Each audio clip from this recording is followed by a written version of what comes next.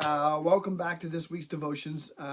Listen, this week we are going to talk about being people of honor. We've been talking the last several weeks about being like Christ, right? And we've been kind of working our way through looking at who Jesus is according to Scripture, and knowing that according to Ephesians 5 verse 1, we are to be imitators of Christ.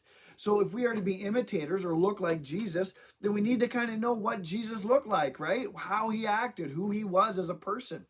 And so we've been kind of looking through that the last couple weeks. And this week, we're going to talk about, as I said, being people of honor. Now, what does this word honor mean? The word honor means high respect or regard with great respect. So if you are acting honorably, you are acting respectful toward people.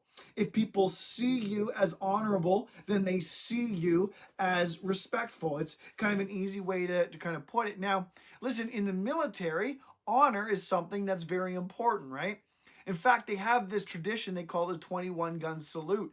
And the 21 gun salute is kind of like the highest honor. It's only used when presidents are there or other world leaders, or at the death of a president, or at like President's Day or Independence Day, those sorts of things, right? It's only used by the Army to kind of bestow the highest honor they can.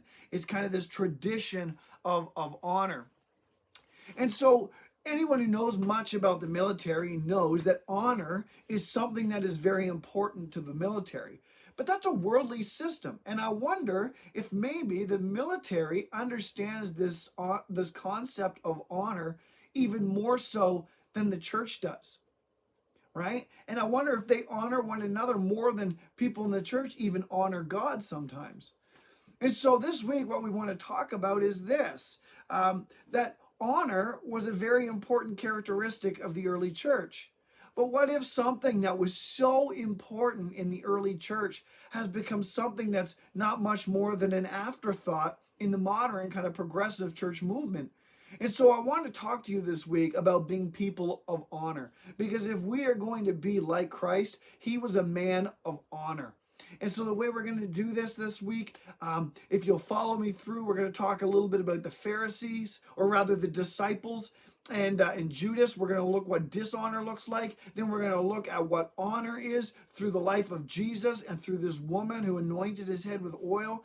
And by the end of this week, we're going to be challenged to make a decision whether we are going to be people of honor or whether we are going to be people of dishonor. So listen, I hope you can join me this week. So until we meet again,